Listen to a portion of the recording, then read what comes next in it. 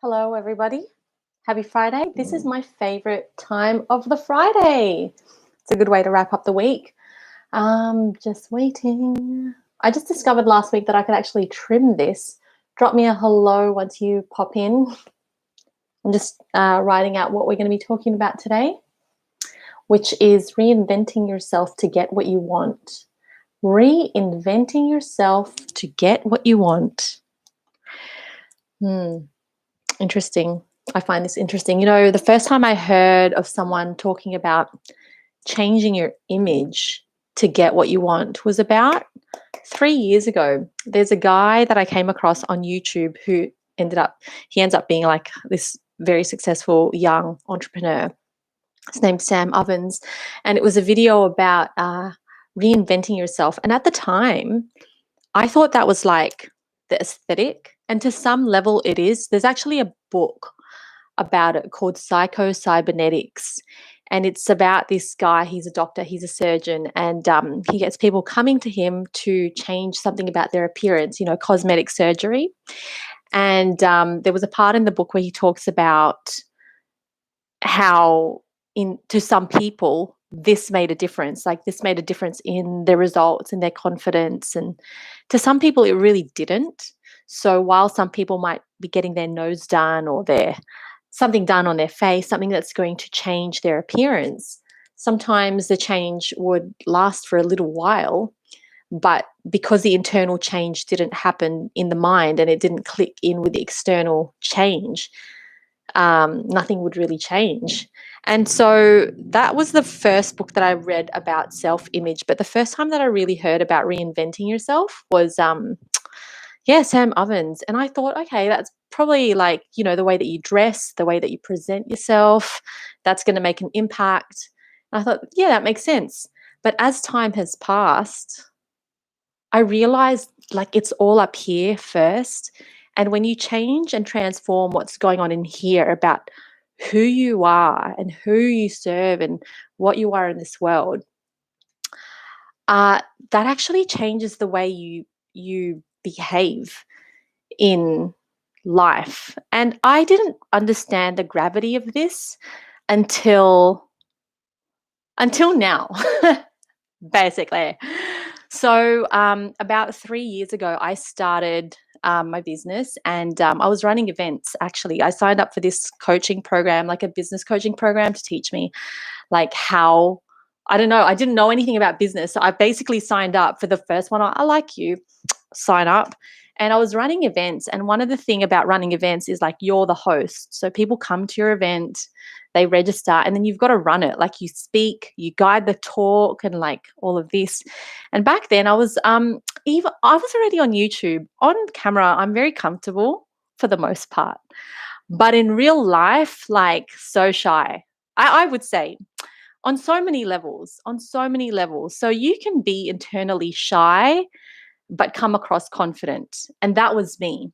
I don't know if you can relate to this, but like externally, I look confident. I mean, I was a flight attendant, for crying out loud. On so many levels, I was confident. But when it came to being in a leadership position, oh my God, even when I talk about it now, I feel the feeling that I used to feel, which was a bit sick in the stomach. There was part of me every time I took a bigger role in my life, part of me that felt like I really didn't belong there, like a bit of an imposter. And you might have heard about imposter syndrome, but that's pretty much what I was living in. I was living in like this deep imposter syndrome that I just kept on going over and over and over. No matter how many years I gained in my life, no matter how much older I got, I still felt like I didn't really belong in a leadership position. But there is some truth to, faking it till you make it, because when you are in that situation, so when I was running events and I would have to speak, I'd like speak so fast so that it could be done, and so that I wasn't, I felt like whenever I was speaking, I was like taking people's time, and on a deeper level, probably didn't feel as though I deserved that time. Like I didn't deserve to be there. And so now, like connecting the dots about learning these things about self-image, and not just on the external, but like how you actually, like your idea of your identity in your mind, not just on the conscious level, but on a deep level, it really does impact you. So that's what we're talking about today. We're talking about that kind of reinventing yourself, not just on the outer, but starting from the inner. For me, the journey really, I guess, it was toggling. I was like shifting gears. Sometimes I'd be working on the inner, sometimes I'd be working on the outer. Man, when I look at the beginning of this YouTube channel, far out. Even my image back then, like even the way I dressed, what I believe I deserved at the time in terms of like the way I dressed myself and the identity that I was building, it was under construction is what I would say. I was fascinated in fashion. I was fascinated by the demeanor of certain people. Like there were certain people whose presence and the way that they behaved, I was just captivated by. And I would think to myself, I really like that quality. They're very gracious. Or I'd find like this. I remember working when I was still at Emirates. There was this one girl, she's Spanish, and she's just so like loving and like juicy. And like she never held back her charisma, like she never held back her love for people. And I really admired that about her because I felt like that wasn't in my character. Like I'd be funny, I'll be like, welcoming, but I wasn't that one who I could just openly show like my love for the juice of life. And I admired that about. And I think like internally, I would take these like little tidbits of characteristics that I like from people. Miriam, nice to see you.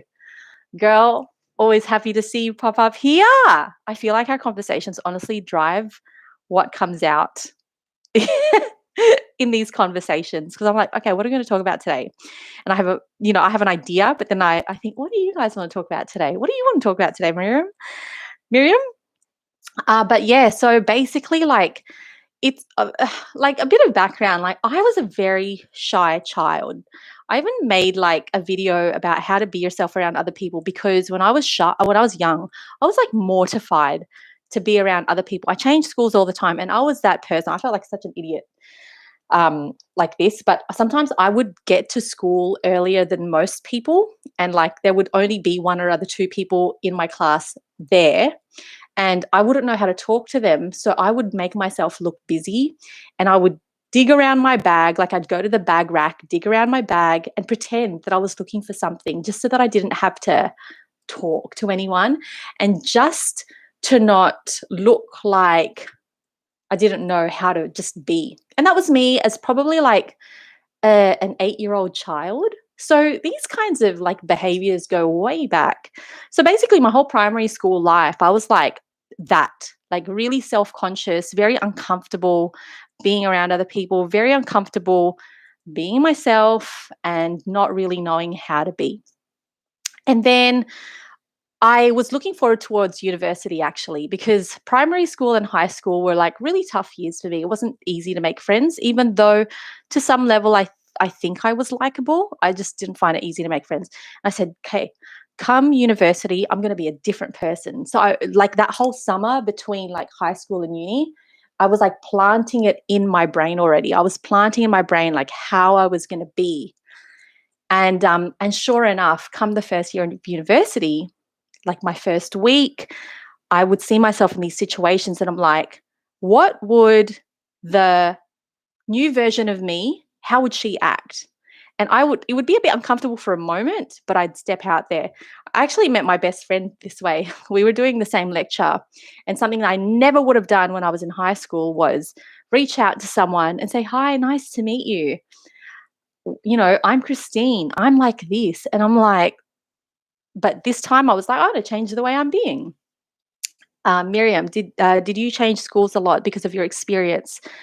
Yes, I lost count of the number of schools that I went to. So I went to a few primary schools. I went to about 2 high schools. The only thing that stayed solid was like university, but I felt like I never got the chance to get comfortable anywhere. And I was always entering classes at an odd age where everyone else was friends with each other. Plus, my personality wasn't an outgoing personality at that time. Like, I don't know if it was a real thing or if I was just uncomfortable being out, like to be outgoing. But in university, I made that decision, and then I made my first friend, like my first real friend. And then I approached her at the traffic lights. I said, "Hi, were you in my last lecture?" oh, okay. And I was like so shy. And I made more friends that way. And then we became like the group that was always having parties at our house, and it became awesome. So this recreated my reality. Like this recreated my experience of university. Like I had never experienced anything like this. I was a loner. Like I didn't have a lot of friends as a primary school person, but in university it was like totally opposite. But then there's still, when we are young. Hey Jocelyn, nice to see you. Where are you from? Um, so the thing is, like, when you have, like, to my knowledge anyway, when you have like inner beliefs about yourself that sometimes we don't even know up here, but it kind of sits around here. And I mean, like, in our soul, it kind of feels like it's in our soul, but it's actually just sort of like on the subconscious, like we don't know. When you have these beliefs, like that you don't deserve something, or you kind of feel like you faked your way into confidence, there is a part where I believe that you still feel like a bit of a fake until the moment that you own it. Like until the moment that you decide that you deserve it. Until the moment that you decide that that personality and that reality is for you.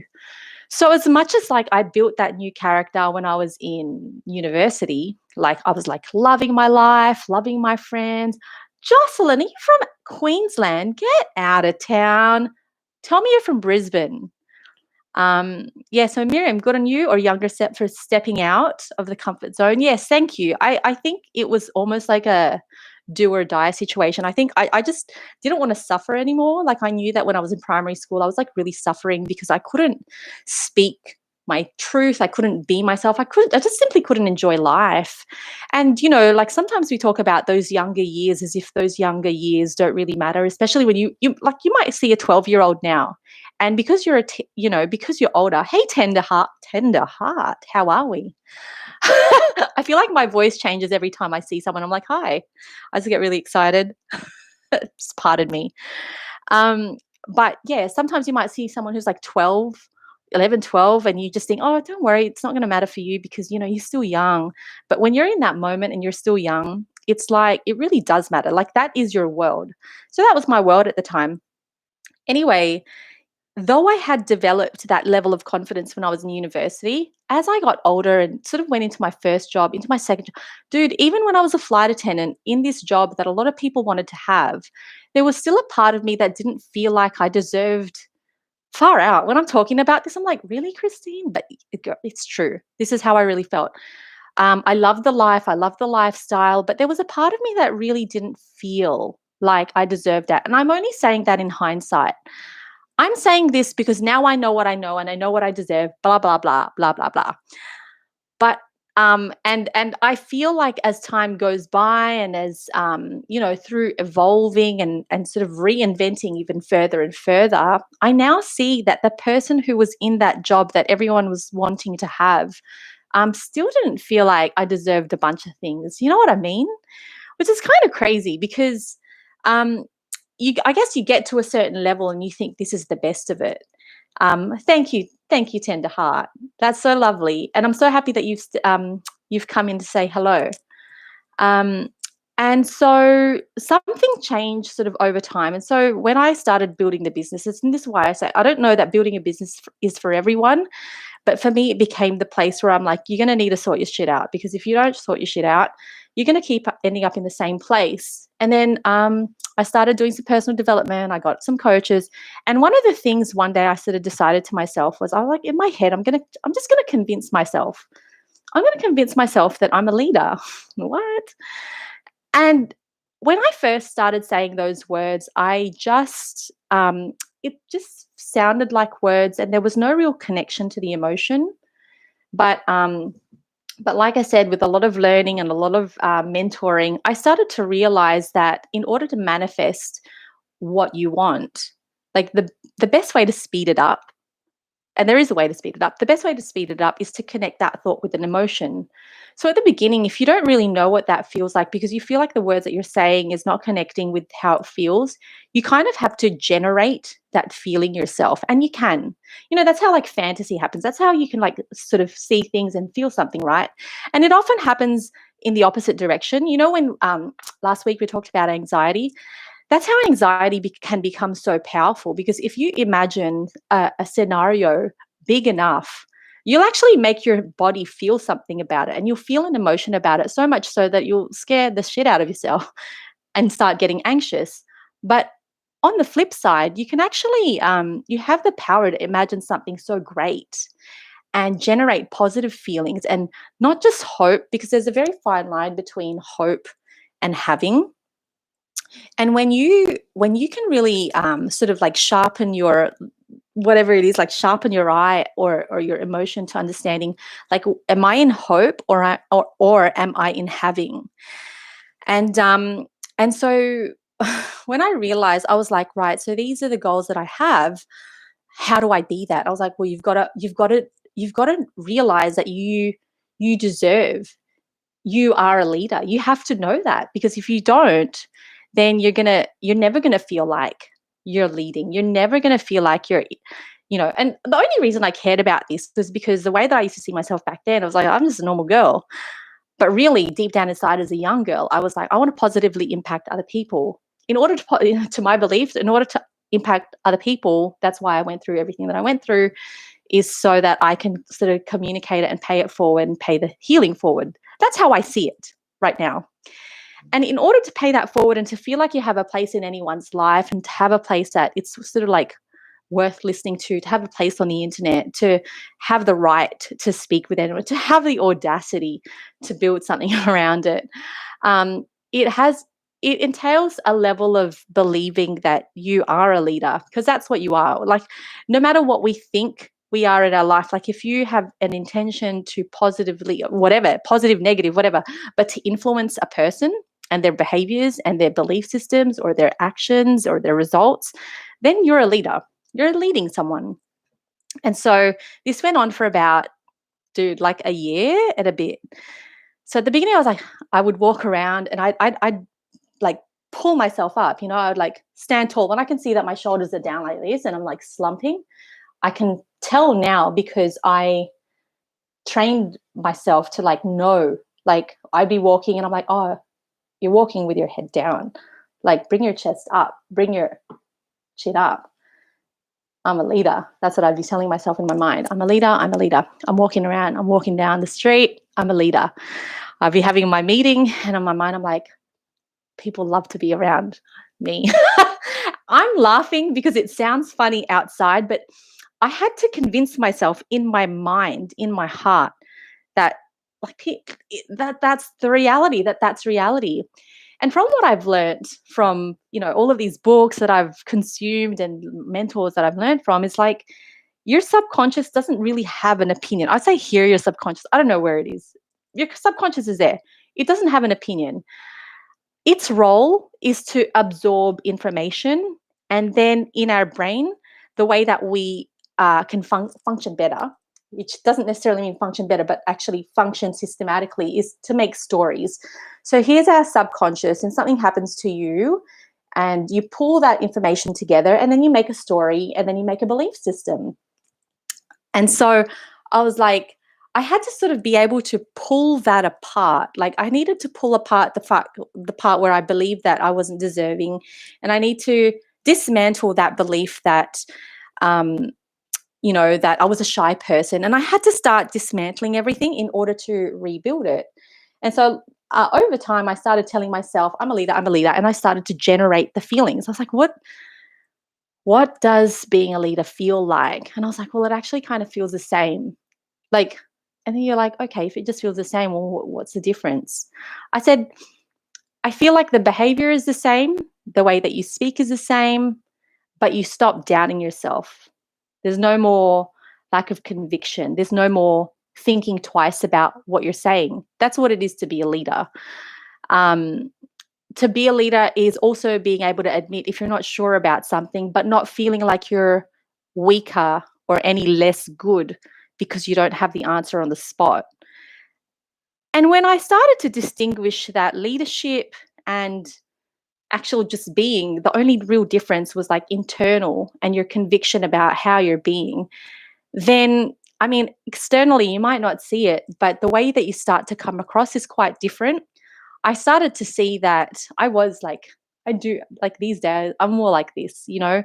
But at the same time, I guess what I'm working through at the moment is staying grounded, staying real. Because, like, you know, when you get into, I think we talked about this last week. I'm like, you get into personal development and you go like this: personal development, personal development, personal development, and you get so serious because you're just so, like, so focused on getting results that I feel like sometimes when I'm in the depths of like learning something, I'm like so serious that I feel like I forget my character, you know. And last week, I think I told you guys, or the week before, I was saying when I was meditating, my three words was like playful, joyous, and hearty. And when I'm like in the thick of learning something, the heartiness and the playfulness kind of dissipates a little bit. So the thing that I came across lately, I was like, okay, how do you learn and still retain your character?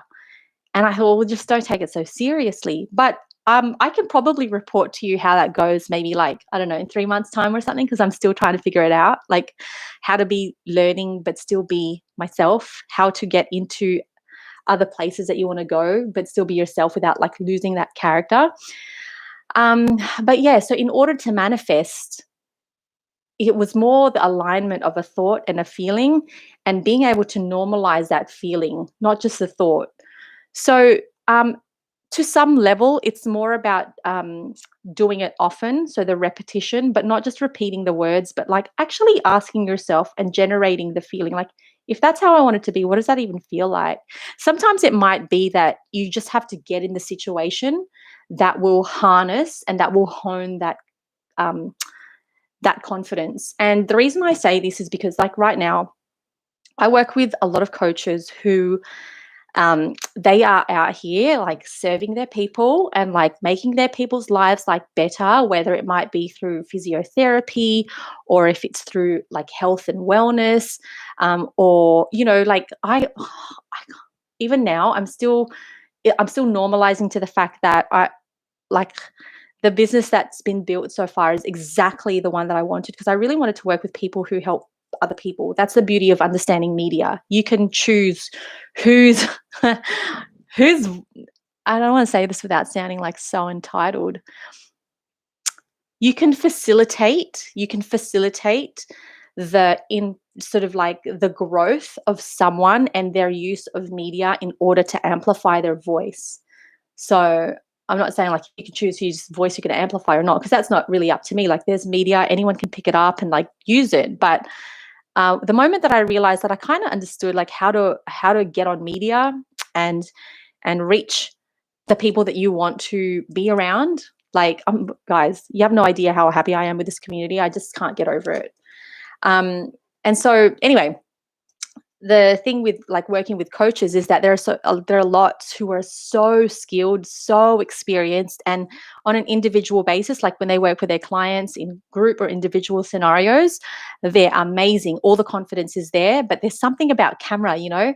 Like I had my inhibitions about public speaking, and the only way I got over public speaking, and I'm not still fully over it. I still get like super nervous, but the only way I got to get over it was to put myself in this situation. And I didn't really know how to navigate that because I was just throwing myself in the deep end. I'm like, bloody swim, Kristine, swim for your life. And like not attaching all of the mistakes to myself as a person. But that's the same thing goes with like anyone who's like ready to step up. Like when you're ready to step up, or you are on the cusp of stepping up and you're like, all right, I got in my mind, this is what I want to do. This is what I want to do.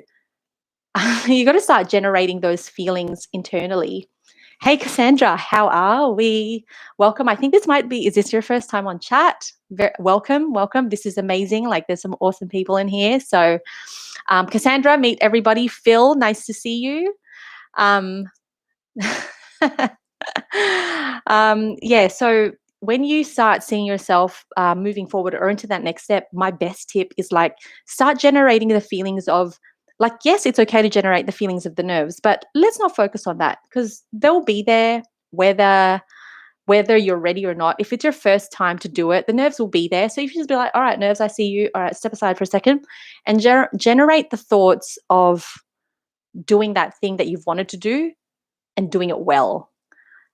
It's such a nice feeling. It's quite warm, it's quite buzzy, but like when you think, okay, this is what I want to achieve. And guy, like I didn't realize we were going to head into the topic of manifestation, but this honestly can speed up anything that you want, because I think the reason why a lot of people don't go out to get what they want is because the how, like the process, is so unknown to us. Like someone might say, "Oh, I want to start a business, but I don't know how to leave my job. And I don't know how this, how that, and I don't know how it's going to work out for me."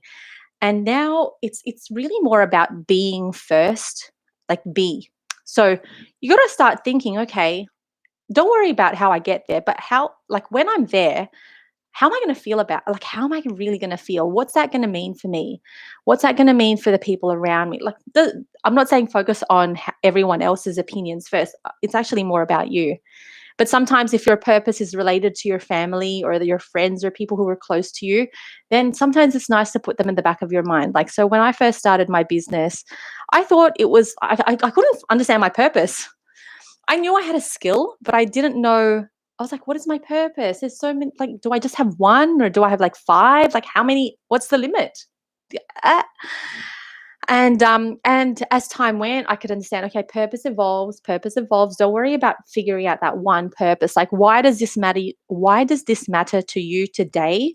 And if someone gave you the, like, here's the magic wand, how does it feel to succeed? Let's say today was your last day on earth, but why also, by the way, today's the day that you're going to succeed. It's like you are guaranteed, no rules. There's nothing that you can do that's wrong. You're going to succeed, whatever. Like, that's the feeling. And so when I first started thinking, what's my purpose? I was like, oh, my parents. I want to do well so that I can help my parents, like, in our life. Like I just, families that, like, at the top, I wanted to solidify a few things. I know that they had dreams for our family. And I was like, I just want to do well enough so that when we go on holiday, oh my God, when I talk about my family, I get so emotional. I just want to do well enough so that I can take them on holiday, like on me. You know what I mean? And I was like, well, maybe that's my purpose. And it started getting deeper and deeper because I'm like, well, just one holiday or what? And I was like, well, one holiday is really nice, but I just don't want them to keep worrying about me. Because, guys, take the path less traveled. Trust me, everyone will worry about you.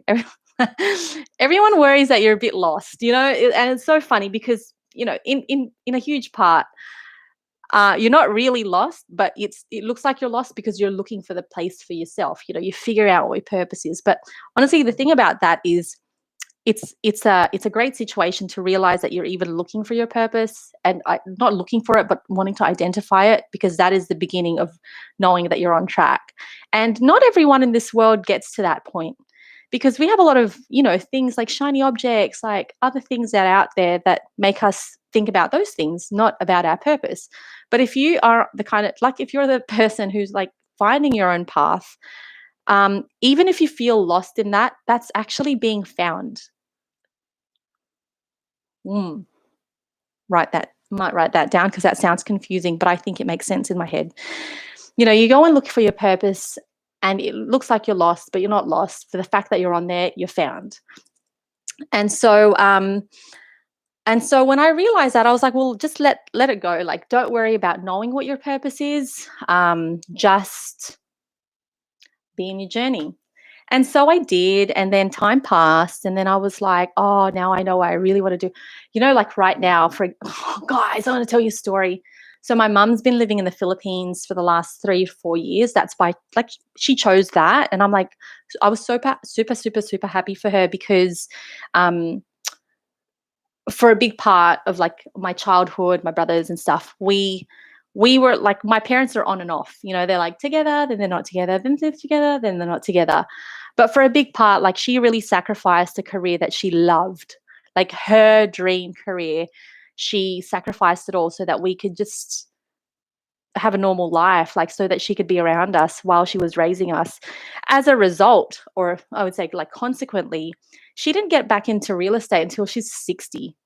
Far out. Imagine, okay, everyone in this room, what's the bet that everyone in this room is less than 60 years old? I'd say I'm 100% correct. Raise your hand if you're like over 60, which if you are, welcome. But imagine, like, where you are now and wanting something so bad and like you just want it so bad, and you're just like, nah, I'm not gonna have that. Miriam, you're a lot less than 60. Well, you know, so imagine wanting something that you really, really want and just saying, no, I'm not going to have that right now because I'm going to focus my kids and I'm just going to do what I can. I don't have the time to like run a full career in like real estate. So, and then when like 60, Phil, are we 60? Not, it's a good age, bit of salt and pepper. I'm just joking. I always tell with my partner.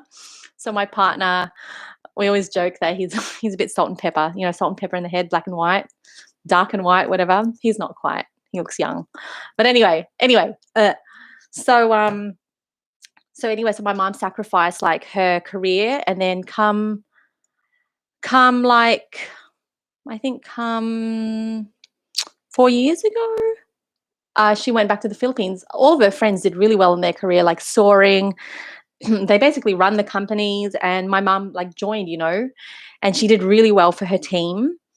And anyway, going back to my purpose, my mum's actually coming back to Australia this Sunday. Ooh, she's actually flying into Brisbane. I haven't seen her in years. And I remember that one of the things I cared about, I used to crave is just to be able to ring my mum and be like, Mum, I'm coming over for dinner. And that's not a luxury that we have. When you live apart from each other, you don't have the luxury of just calling someone that you want to spend time with and like, I'm going to be there for dinner. You got to plan in advance, you got to book your flights and all of this stuff. But she's coming over. But my whole point of this is like, when she came over, that made oh my God, my purpose all over. It's like, what is this? It's like, it became intense. And in some ways, I did feel a little bit, not scared, but my desire to be able to provide for them above and beyond was so high. And I wanted to know that what I'm doing in my life is enough for that. Yeah, I think she's going to have to quarantine. But actually, what's going to happen is she first has to take, so COVID talk real quick, she needs to go and take a quick test and confirm that she is COVID negative. I think 72 hours before the flight. And then you do the flight and then you quarantine for 2 weeks. So my mum actually does not live in Brisbane, but she's flying into Brisbane. So she lives in Adelaide, which is 2.5 hours away from Brisbane by flight. But yeah, so when I realized, she's going to be here sooner, and this whole time I'm like working. I wanted to be able to sort of like sort them out, you know what I mean? Like provide for them in a better way, sooner rather than later. But I didn't realize how deep that purpose was until like I realized she's coming this Sunday. Not that she's ever asked for my help, like not, you know what I mean? Like they've never really done that, but it was kind of like within me that I just feel as though they could have an easier life, because our life was like kind of like this, like growing up. It was a busy one. It was like emotionally busy. And so, yeah, same. Thank you. I hope she has a safe and enjoyable trip. I think the flight's going to be empty, honestly, because of the limitations of the amount of people that can go into a country. So she'll probably be on an empty flight if she gets on it. They cancelled her flight once, but they've rescheduled it for this Sunday. So fingers crossed. Hey, you guys might meet her next Friday. Geez, she's a funny woman, like funny haha. She's a very funny haha, like not funny, like strange. Well, she can be. No, I'm just kidding. She's funny. So anyway, going back to this whole thing, like I realized, like, why do I care about reinventing myself? Why do I care about this success anyway? Like, why can't I just be like normal? And then that's when I realized, like, I was like, legacy, I want impact, and I want something to do with my family. Like, I want to be able to provide for them in a nice way, for them to be able to enjoy their life and stop, and like not worry about the future, because that's what you do sometimes. So probably I took a flight during COVID, and 30 people on your flight. Where were you traveling from? What are you in the aviation industry, Miriam, or the flight attendants would be loving it right now. Well, that's just an assumption, but there's no there's no passengers. There's nothing to do on the flights. I wonder what they're allowed to do. It would be nice if there was the internet online, like proper, and then you can just do whatever it's. But yeah, so going back to what we like this is about, it's like reinventing yourself to manifest what you want. What it really is, it's not just like changing your clothes and changing your car and changing your house, although that's what it might seem like on the outside. Because I mean, that's what a lot of us strive for to some level, right? Like to some level, admittedly. I know I almost want to say, oh, it doesn't really matter. The house, car, clothes, doesn't really matter. But the human part of us, the one, we have the ego, and there's nothing wrong with wanting certain things. But for a huge part, it can stop at that. Like, once you get a job and once you start making money, like it can really stop there. Like your self-image can just stop at your wardrobe and the brand of the shoes that you have and the size of the house that you have and the suburb that you live. It really can. And we can all strive to just be like, right, I'll just make more money, and then I'll just change my car again, and then the next season of fashion is going to come and I'll just change that again. And then internally, like, we stay. But the beautiful thing about being human, and we're so lucky for this, is that the constant need for change. And honestly, like sometimes this might manifest in a way where you feel like, well, what the fuck? Like, why I'm like quarter life crisis, midlife crisis, oh, I'm going into menopause, and like, what's this phase of my life? What I realize now is like we're constantly changing. And I think that those changes that happen internally is like a real call from the soul to be like, oh, maybe it's time to evolve. It's time to change. And that's okay. Not just change the clothes, not just change your weight, but like we're entering a new phase. Like these are going to be some juicy experiences for you. So let's go. Um, oh, that's right. From the UAE to Australia. So are you currently in the UAE now? I think you were last week. Hey. Um, yeah. How long did you stay in Australia? And did you have to quarantine? I'm imagining you would have. So you would have had to quarantine here and then do it, like, were you on holidays and then go back to the UAE? Yeah. So, oh, you're in Oz. Whereabouts? No, just I'm not going to stalk you, promise. Um, so basically, yeah. So what am I saying? So basically, when it comes to that reinvention, I think we're actually given the opportunity to reinvent ourselves. It's not even an opportunity. Sometimes it might come across like a total frustration because you're like, I don't know who I was. I know who I was, but I don't know who I want to be. But if you feel like that, it's a great time to explore. It's a real great time to visualize and feel into the person that you want to be.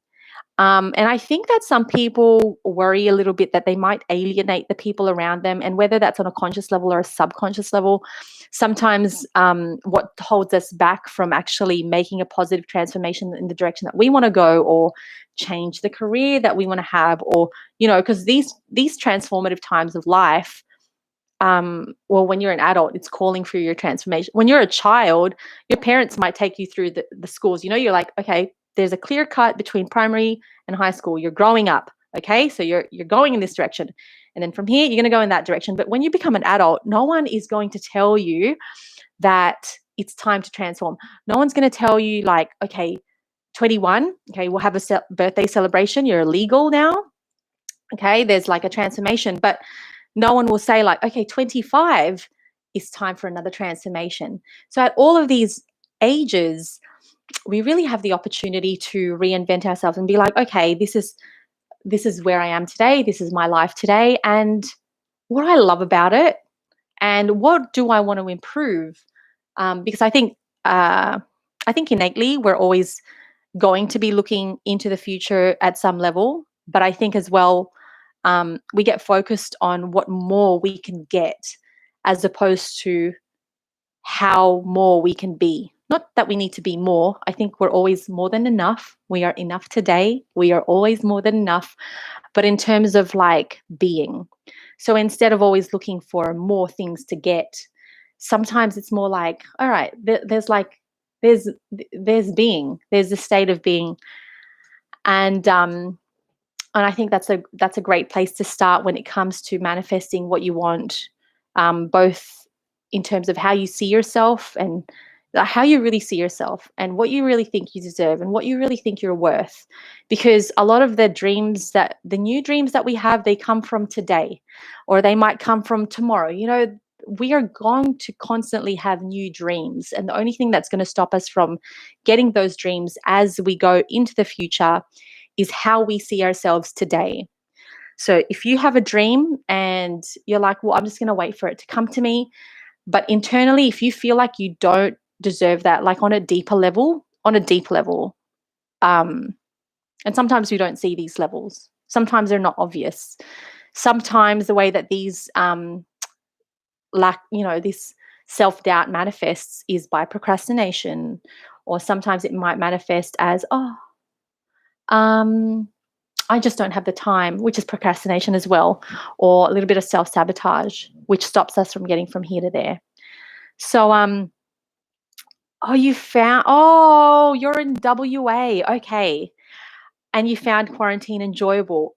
So, well, I've not been in quarantine, but I didn't mind the isolation, I'll say. I actually know someone, I work with someone who she flew in from Japan and came back to Australia, and she did a digital detox for like 3 days.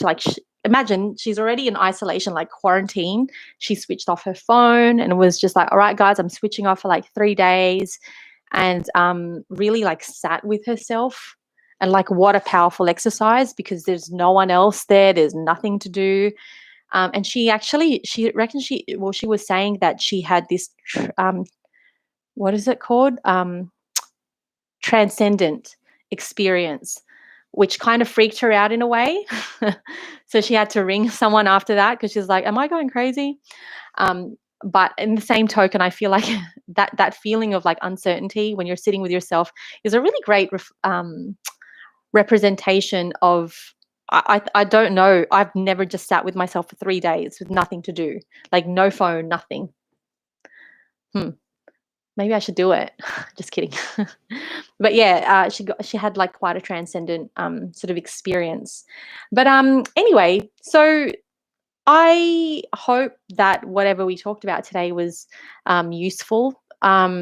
I just really think that the topic, it's called self-image. I feel like the topic isn't spoken about enough. I think we can always talk about getting goals. We can always talk about money mindset. We can always talk about, overcoming anxiety and those things. But to be honest, from what I know now, all of those things are somewhat, or to a deep level, rooted in our own self-image, and everything that we see around us is a reflection of that self-image. And I honestly still feel it quite tricky to say that, because I feel as though I don't fully get it yet. But I can spot times where I'm like, the reality that I'm experiencing here is a reflection of my self-image, because every time I level up, something in my belief about myself, something changes. And honestly, like the final change, the physical transformation is the final frontier of that transformation. So all of the transformation would have happened from inside first, and then something changes externally. And it's fascinating, because that change might have been, the momentum of change might have been happening for a while internally, before next minute it's a different car, or next minute, like it's something different.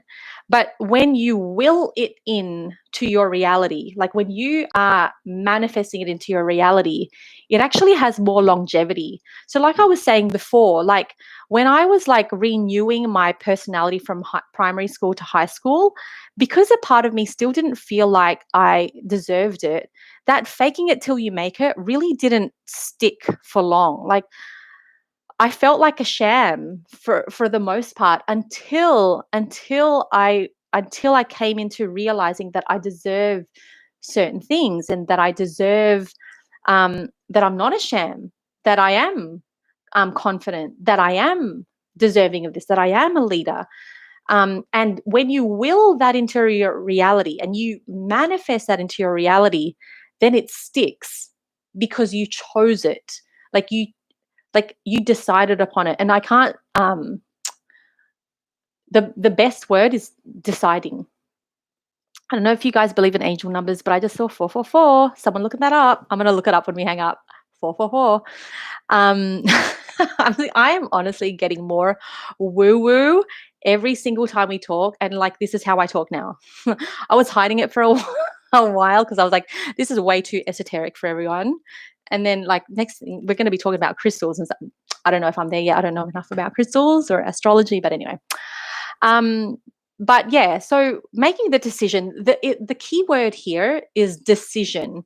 When you decide to do something or to be something and stick with that, and like, self-doubt might come around. It probably will, because that's the job of your subconscious, is to keep you safe and protected, because your ego kind of thinks that protection is to not grow. That's where it wants to be. It's not a bad thing. Like, your ego isn't a bad thing, but it just wants to keep you safe in that old little spot. But, when you face that self-doubt and be like, oh, I get you. You're self-doubt. I see you. I've seen you before. So just like step aside for a moment, because we're about to do some growing around here. Then you get to the next phase, and you actually make a habit. You make a habit of willing the things that you want into your life. And there is a real art to like willing it in and then surrendering.